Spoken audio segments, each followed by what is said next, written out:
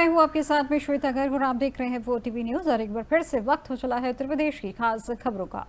खबर पीलीभीत से है, जहां खतरे में पड़ी है खनन अधिकारी की जान। जहां 15 तारीख को देर रात उनको सूचना मिली थी, जहां 2 युवक खनन अधिकारी ने गिरफ्तार किए हैं। दरअसल पीलीभीत में अवैध खनन करके लाए जा रहे मोरंग से भरे 4 ट्रकों का पीछा कर रहे खनन अधिकारी की जान खतरे में पड़ गई। जहां खनन अधिकारी के पीछे 2 युवक लग गए और खनन अधिकारी की लोकेशन ट्रेस कर व्हाट्सएप के माध्यम से खनन माफिया को देने लगे। जहां खनन अधिकारी ने दोनों युवकों को पकड़ लिया और इनकी करतूत थाने में बताकर उनके खिलाफ रिपोर्ट दर्ज कराई गई। साथ ही अवैध मोरंग से भरे 4 ट्रकों को भी खनन अधिकारी ने पकड़कर थाना गजरौला के सुपुर्द कर दिया। जहां एडीएम सौरभ शुक्ला ने बताया कि उन्हें 15 तारीख की देर रात सूचना मिली थी, जहां अवैध मोरंग से भरे 4 ट्रक जिले में दाखिल हुए हैं और उन्हें मौके पर खनन अधिकारी सुभाष सिंह को पकड़ने भेजा था। वहीं खनन अधिकारी ट्रकों का पीछा कर रहे थे, तभी 2 युवक खनन अधिकारी का पीछा करने लगे। जब पहले तो खनन अधिकारी ने चारों ट्रकों को पकड़ा, फिर ट्रकों में बिना परमिट व बिना खनन परमिशन के मोरंग लाया जा रहा था, जिसे थाना गजरौला के सुपुर्द कर दिया गया। इसके बाद खनन अधिकारी ने अपनी टीम के साथ दौड़ाकर दोनों युवकों को भी पकड़ लिया और थाना पुलिस के हवाले कर दिया। पकड़े गए आरोपी समीर व मोहित हैं, जो थाना अमरिया क्षेत्र के रहने वाले हैं और यह लोग अवैध खनन के ट्रकों को जिले से निकलवाने का काम करते हैं। फिलहाल खनन अधिकारी सुभाष सिंह ने दोनों ही आरोपियों के खिलाफ थाने पर रिपोर्ट दर्ज कराई है।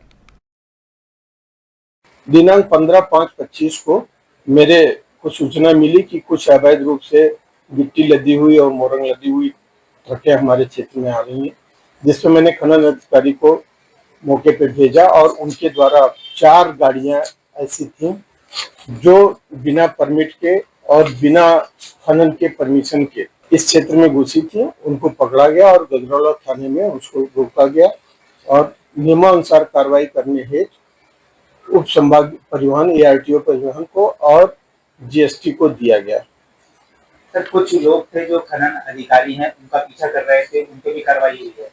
हाँ, खनन अधिकारी के कार्यों में 2 लोग बाधा डाल रहे थे, जो उनको चिन्हित पाया गया और चिन्हित पाने थाना सेक्टर 39 पुलिस व बदमाशों की मुठभेड़ हुई है, जो गाड़ियों का शीशा तोड़कर कीमती सामान चुराते थे। इस दौरान कुख्यात बदमाश नदीम अहमद को गोली लगी है। बताया जा रहा है कि 48 घंटे पहले हुई लूट के अपराध सहित कई मामलों का खुलासा हुआ है। जहां कॉम्बिंग के दौरान नदीम के 2 अन्य सह अभियुक्तों को आकाश उर्फ टमाटर उर्फ लाला तथा आशीष निवासी दयाबस्ती रेलवे कॉलोनी सराय रोहिल्ला दिल्ली की गिरफ्तार किया गया है। अभियुक्त नदीम के विरुद्ध 1 दर्जन से अधिक लूट व चोरी के अभियोग पंजीकृत हैं, जिसके संबंध में जानकारी करते हुए अन्य आवश्यक कार्रवाई की जा रही है।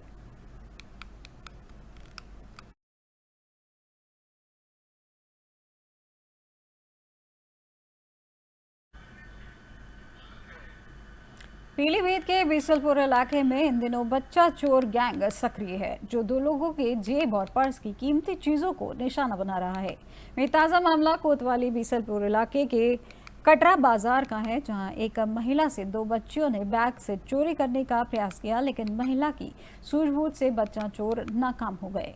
घटना एक दुकान में लगे CCTV कैमरे में कैद हो गई और वीडियो में साफ तौर पर देखा जा सकता है कि एक महिला बच्चे को लेकर दुकान के पास खड़ी है। तभी तकरीबन 13 साल की 2 बच्चियां उसके पास आकर खड़ी हो गई और महिला के बैग से चोरी करने लगी, लेकिन महिला ने ये भांप लिया और पलटकर बच्ची को पकड़ने का प्रयास किया, लेकिन दोनों बच्चियां मौका पाकर भाग निकली।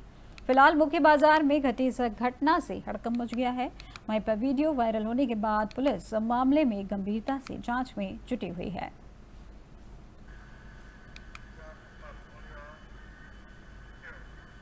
बुलंदशहर जिले में किडनैपिंग के बाद नाबालिग लड़की की हत्या करने का मामला सामने आया है, जहां जानकारी अनुसार बताया जा रहा है कि आरोपी किशोरी को खेत में बाइक पर बैठाकर ले गया था और आम के बाग में किशोरी की हत्या की थी।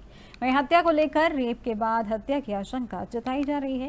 वहीं मामले की सूचना पर पुलिस ने किशोरी के शव को पोस्टमार्टम के लिए भेजा है, जिसमें डॉक्टर्स का पैनल शव का पोस्टमार्टम में जुटा हुआ है। पीड़ित परिवार का जानकार बताया जा रहा है और आरोपी दरिंदे को लेकर ये भी कहा जा रहा है कि SSP के मुताबिक आरोपी घटना से पहले पीड़ित परिवार के सदस्यों को मंदिर से घर छोड़कर भी आया था। पुलिस ने मुठभेड़ के बाद आरोपी को गिरफ्तार किया है। बुलंदशहर के थाना अनूपशहर क्षेत्र के एक गांव की घटना बताई जा रही है और आरोपी संभल के थाना गन्नौर का रहने वाला बताया जा रहा। थाना अनूपशहर क्षेत्र में एक दुखद घटना घटित हुई है। एक लड़की की अपने ही माँ बाप के परिचित व्यक्ति जिनसे अच्छे संबंध थे द्वारा उसको ले जाकर के बाग में उसकी हत्या कर दी गई है। घटना की जानकारी जब पुलिस को मिली तो कार्रवाई के क्रम में जानकारी मिली कि यह व्यक्ति परिवार में माँ बाप से काफ़ी परिचित था और आना जाना था, और कुछ देर पहले ही वो एक मंदिर से माँ को और लड़की को भी बैठा के घर पे छोड़ा था। फिर माँ और लड़की खेतों में काम करने चले गए, जहाँ ये पहुँचता और वहाँ से लड़की को फिर मोटरसाइकिल में बैठा करके आहार रोड पर ले गया और एक बाग में ले जाकर के उसकी हत्या कर दी गई। घटना की पूरी पृष्ठभूमि की जानकारी भी की जा रही है।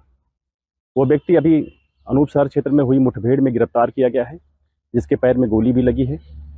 आरंभिक उपचार के बाद उससे डिटेल पूछताछ भी की जाएगी। लेकिन अभी भी जानकारी मिली है उसके मुताबिक इसके परिचित और काफ़ी।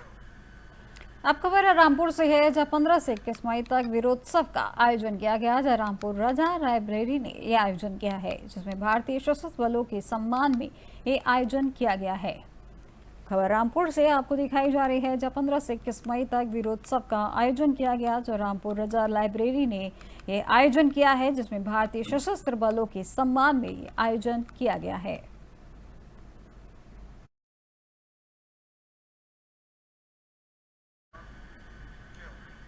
खबर हापुड़ से है, जहां ओवर रेटिंग का विरोध करना युवक को भारी पड़ गया और इस दौरान ठेके के सेल्समैनों ने युवक को बेरहमी से पीटा है, जिसमें युवक लहूलुहान हुआ है। बताया जा रहा है कि ठेके पर तैनात 3 सेल्समैनों ने युवक पर जानलेवा हमला किया है और इस मारपीट में घायल हुए युवक के शरीर में 32 टाँके आए हैं।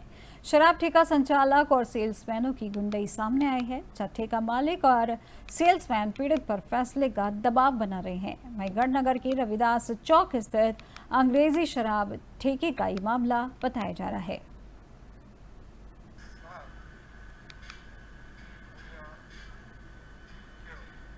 चंदौली जिले में 2 पक्षों में जमकर मारपीट हुई है, जिसमें एक की इलाज के दौरान मौत हो गई और इसमें 2 महिला समेत आधा दर्जन लोग घायल हुए हैं। बताया जा रहा है कि गाड़ी ओवरटेक को लेकर पिकअप चालक व बाइक सवारों में विवाद हुआ था और फिर गांव पहुंचकर दोनों पक्षों में दोबारा खूनी संघर्ष हुआ है। वहीं दोनों पक्षों ने एक दूसरे के ऊपर जमकर लाठी डंडे बरसाए हैं।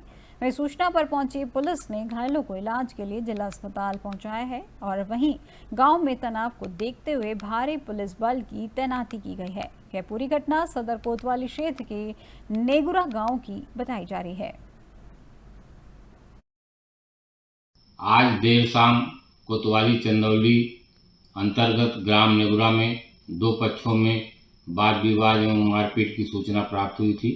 इस सूचना पर तत्काल मौके पर पहुंचकर शांत व्यवस्था हेतु समुचित कार्रवाई की गई। घटना के संबंध में जानकारी करने पर प्रथम दृष्टया जानकारी प्राप्त हुई है कि उसी गांव के निवासी 2 पक्षों में पिकअप गाड़ी और मोटरसाइकिल में पास देने की बात पर गांव के बाहर नहर रास्ते पर विवाद हुआ था। पुनः दोनों पक्ष गांव में पहुंचकर आपस में मारपीट कर लिए, जिसमें दोनों पक्षों को चोटें आई। घायलों को तत्काल इलाज हेतु जिला अस्पताल भेजा गया, जिसमें से एक व्यक्ति को बीएचयू ट्रामा सेंटर रेफर किया गया था, जिसकी बीएचयू ट्रामा सेंटर में मृत्यु हो गई है। मृतक के परिजनों से घटना के संबंध में तहरीर प्राप्त की जा रही है। घटना से संबंधित 2 व्यक्ति। बांदा जिले में ऑपरेशन सिंदूर की सफलता पर विशाल तिरंगा यात्रा निकाली गई। वहीं गौरतलब है कि पाकिस्तान की सीमा में घुसकर भारतीय सैनिकों ने अपना पराक्रम दिखाया था। वहीं दुश्मन की दहलीज में घुसकर आतंकवाद का खात्मा किया था। वहीं सेना के शौर्य और पराक्रम को लेकर भाजपा के लोगों ने तिरंगा यात्रा निकाली है। भारतीय सेवा की बहादुरी को हिंदुस्तान की आम जनमानस सैल्यूट करता है। भारतीय सैनिकों के पराक्रम पर हम सभी हिंदुस्तानियों को नाज है। ये विशाल तिरंगा यात्रा रैली बांदा सदर विधायक प्रकाश द्विवेदी की अगुवाई में शहर में निकाली गई। हमने सेना के पराक्रम पर तिरंगा यात्रा निकालकर खुशी का इजहार किया है। सेना के द्वारा जो विगत दिवस अपने शौर्य और पराक्रम का प्रदर्शन कर भारत के एक एक नागरिक का दिल जीता, उनका मान सम्मान विश्व पटल पर बढ़ाने का काम किया गया। उसी के क्रम में सेना के सम्मान और समर्थन में आज जिस तरीके से पूरे बांदा का युवा तिरंगा झंडा लेकर के सौर तिरंगा यात्रा में प्रतिभाग किया, भारत माँ के जयकारे लगे, उसे देख। सहारनपुर में सेना के सम्मान में आज देर शाम राष्ट्रीय सुरक्षा मंच के तत्वावधान में ऑपरेशन सिंदूर के तहत एक भव्य तिरंगा यात्रा निकाली गई। अग्रवाल धर्मशाला से शुरू होकर विभिन्न मार्गों से होती हुई यह यात्रा घंटा घर पर संपन्न हुई। यात्रा में 100 फुट लंबा विशाल तिरंगा आकर्षण का केंद्र रहा, जिसे देखकर लोगों में देशभक्ति की भावना उमड़ पड़ी। इस तिरंगा यात्रा में व्यापारी, उद्यमी, नेता, विधायक, नागरिक, सुरक्षा से जुड़े लोग और आम नागरिकों सहित सभी वर्गों की भागीदारी रही। वहीं छोटे छोटे बच्चे देशभक्ति गीतों पर झूमते हुए नजर आए और भारत माता की जय के नारों से पूरा वातावरण गूंज उठा।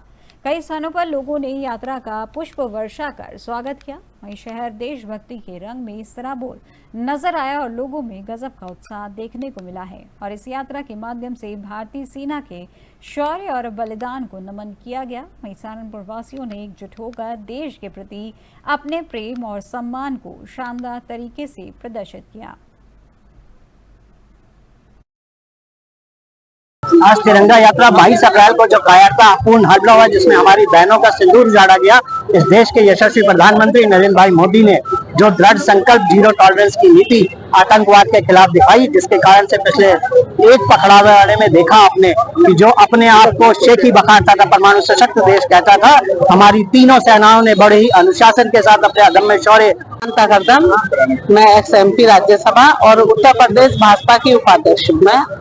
और आज की रैली निकल रही है, आज की रैली जो निकल रही है मिशन सिंदूर, जो आपने सभी को पता है कि जो पहलगांव में जिस तरह से संघर्ष हुआ है, जिस तरह से हत्या करी गई है, जिस तरह बरेली जिले में विकास प्राधिकरण का बुलडोजर गरजा है, जिससे अवैध कॉलोनियों पर BDA का बुलडोजर चला है। इसमें 4 लोगों की अवैध कॉलोनियों पर बुलडोजर चला है और सुसंगत धाराओं में मुकदमा पंजीकृत किया गया है। दरअसल बगैर मानचित्र के कोई बिल्डिंग नहीं बनेगी।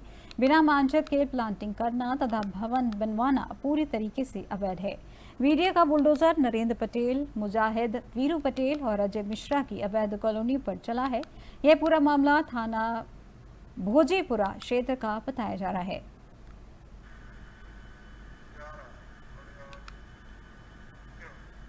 पहलगाम आतंकी हमले में गई 26 जानों के बाद ऑपरेशन सिंदूर में इंडियन आर्मी के करारे जवाब ने पाकिस्तान को धूल चटा दी है। वहीं अब लखीमपुर खीरी में एक अनोखी पहल सामने आई है, जहां सीमा पर तैनात वीर जवानों को हाउस टैक्स नहीं देना होगा। वहीं लखीमपुर नगर पालिका अध्यक्ष इरा श्रीवास्तव की पहल के बाद यह निर्णय लिया गया है कि सीमा पर तैनात भारतीय सेना के वीर जवानों से हाउस टैक्स नहीं लेगी। वहीं नगर पालिका ऑपरेशन सिंदूर के बाद सैनिकों के सम्मान में ऐतिहासिक निर्णय लिया गया है, जहां बिजली, सड़क, पानी से जुड़े मामले सैनिकों की प्राथमिकता पर कराए जाएंगे।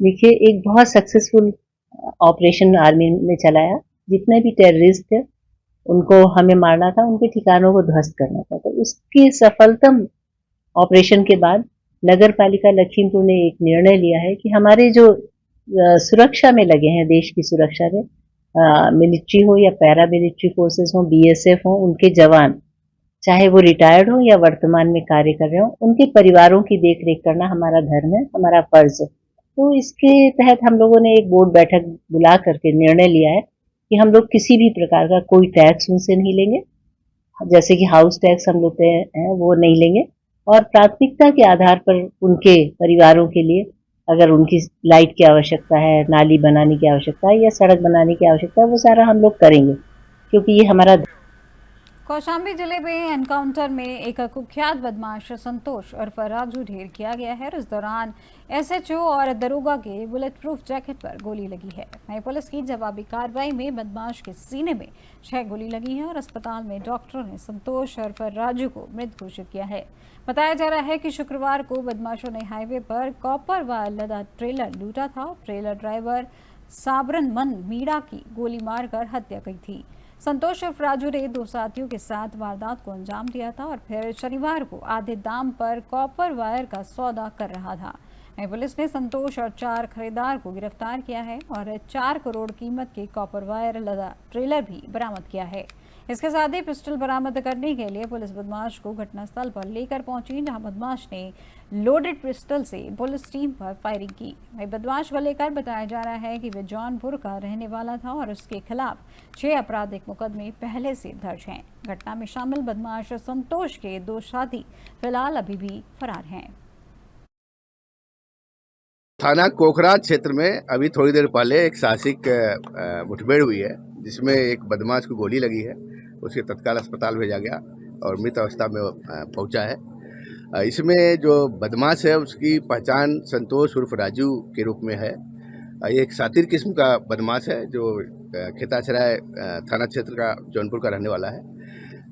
कल एक डेड बॉडी मिली थी NH2 पे ही, और वो उसका नाम सागरमल मीणा था, राजस्थान का रहने वाला था।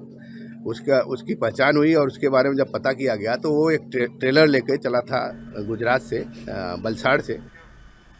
भारत द्वारा हाल ही में पाकिस्तान के खिलाफ चलाए गए ऑपरेशन सिंदूर की सफलता ने पूरे देश को गर्व और सुकून की भावना से भर दिया है। यह ऑपरेशन न केवल रणनीतिक रूप से सफल रहा, बल्कि इसने देशवासियों के मन में सेना के प्रति सम्मान और अधिक गहरा कर दिया है। लोग अब इस क्षण को केवल देखना नहीं चाहते, बल्कि इसका हिस्सा बनना चाहते हैं, ताकि आने वाली पीढ़ियां इसे याद रखें। और इसी भावना से तहत असम के डिब्रूगढ़ से एक प्रेरणादायक पहल सामने आई है, जहां केंद्रीय मंत्री सर्बानंद सोनोवाल के नेतृत्व में तिरंगा यात्रा का आयोजन किया गया, जिसमें बड़ी संख्या में आम नागरिकों, छात्रों और पूर्व सैनिकों ने भाग लिया। यह यात्रा देश की सशस्त्र सेनाओं के सम्मान में और ऑपरेशन सिंदूर की सफलता का जश्न मनाने के लिए निकाली गई है। बता दें कि तिरंगा यात्रा आज देशभक्ति और राष्ट्रीय एकता का प्रतीक बन गई है। तो इस पर देखिए हमारी ये खास रिपोर्ट। डिब्रूगढ़ की सड़कों पर देशभक्ति का माहौल तब और भी गहराया जब केंद्रीय मंत्री सर्बानंद सोनोवाल ने सैकड़ों देशभक्तों के साथ मिलकर तिरंगा यात्रा की अगुवाई की। यह यात्रा भारतीय सशस्त्र बलों की वीरता और समर्पण को नमन करने का प्रतीक बन गई। इस मौके पर केंद्रीय मंत्री ने कहा कि हम ऑपरेशन सिंदूर की सफलता पर तिरंगा यात्रा निकाल रहे हैं। दुनिया ने भारत माता की शक्ति देखी है। प्रधानमंत्री नरेंद्र मोदी के नेतृत्व में भारत एक शक्तिशाली राष्ट्र के रूप में उभरा है और हमें इस पर गर्व है। हाँ, तिरंगा यात्रा हमारे परम आदरणीय प्रधानमंत्री जी के नेतृत्व में पाकिस्तान के खिलाफ, आतंकवादी के खिलाफ हमने जो लड़ाई लड़ी, इस लड़ाई में प्रचंड जीत हुई। तो इसलिए आज तिरंगा यात्रा हम इसको सफल बनाने के लिए, मनाने के लिए सभी कार्यकर्ता निष्ठापूर्वक जुड़े हुए हैं। तो इसलिए आज भारत माता की शक्ति दुनिया ने देखी है और हमारे देश के आदर्शवादी नेता, सबसे शक्तिशाली नेता, विश्व का सबसे लोकप्रिय नेता मोदी जी के नेतृत्व में आज भारत दुनिया का एक बहुत बड़े शक्तिशाली राष्ट्र के हिसाब से उभर के आया है। तो इसलिए हम सब गर्व महसूस करते हैं। बता दें कि इस अवसर पर स्कूली बच्चों, पूर्व सैनिकों और नागरिकों ने भारी भागीदारी से यह साबित कर दिया कि देश की सुरक्षा केवल सीमाओं पर तैनात सैनिकों की नहीं, बल्कि हर नागरिक की जिम्मेदारी है। यात्रा के दौरान भारत माता की जय और वंदे मातरम के नारों से पूरा वातावरण गूंज उठा। ऑपरेशन सिंदूर हाल ही में भारतीय सेना के द्वारा अंजाम दिया गया एक विशेष सैन्य अभियान था, जिसने न केवल पाकिस्तान को करारा जवाब दिया, बल्कि अंतर्राष्ट्रीय स्तर पर भारत की रणनीतिक क्षमता और निर्णायक नेतृत्व का स्पष्ट संकेत भी दिया। इस ऑपरेशन की सफलता ने यह साबित कर दिया कि भारत अपनी संप्रभुता और राष्ट्रीय सुरक्षा के मामलों में भी किसी भी स्तर पर समझौता नहीं करता। यह अभियान अत्यधिक सटीकता और योजना के साथ संचालित किया गया, जिसमें दुश्मन के ठिकानों पर निशाना साधा गया और उन्हें गंभीर क्षति पहुंचाई गई। भारत ने यह संदेश दिया कि जब बात देश की रक्षा की हो तो वह पूरी ताकत और आत्मविश्वास के साथ खड़ा होता है। ऑपरेशन सिंदूर ने न केवल सशस्त्र बलों की क्षमता को दर्शाया, बल्कि आम जनता के मन में भी गर्व और आत्मबल की भावना को बेहद मजबूत किया।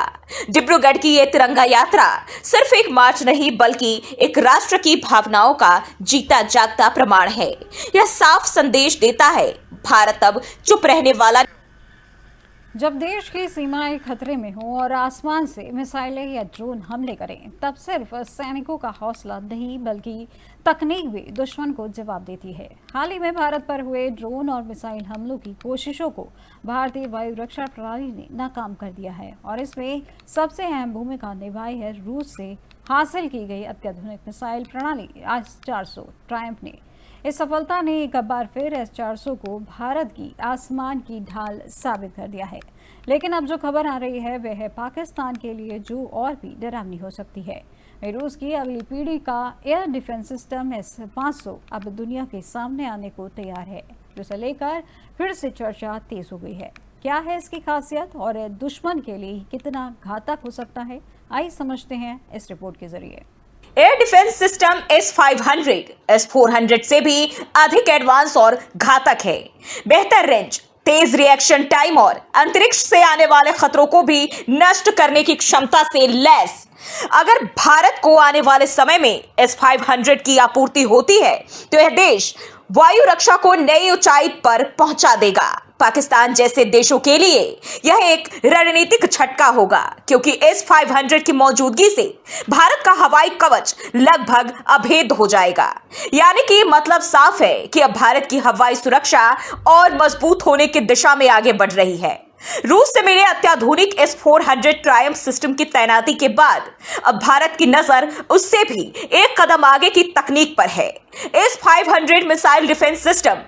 दरअसल रूस ने प्रधानमंत्री नरेंद्र मोदी की हालिया मास्को यात्रा के दौरान इस नई पीढ़ी की वायु रक्षा प्रणाली के संयुक्त उत्पादन का प्रस्ताव दोबारा रखा। अगर यह समझौता होता है तो भारत न केवल अपनी सीमाओं को और सुरक्षित कर सकेगा, बल्कि अत्याधुनिक रक्षा तकनीक के निर्माण में भी आत्मनिर्भरता की ओर कदम बढ़ाएगा। हाल ही में भारत पर हमले की कोशिश। 7 मई 2025 की सुबह भारत ने पाकिस्तान और POK यानी पाकिस्तान अधिकृत कश्मीर के 9 ठिकानों पर सर्जिकल हमले किए। इसके जवाब में पाकिस्तान की ओर से ड्रोन और मिसाइल के जरिए भारत के सैन्य प्रतिष्ठानों को निशाना बनाने की कोशिश हुई, लेकिन ये हमले S-400 ट्रायम्फ और एकीकृत काउंटर UAS सिस्टम की वजह से सफल नहीं हो पाए। S-400 ट्रायम्फ दुश्मन के लिए सुदर्शन चक्र।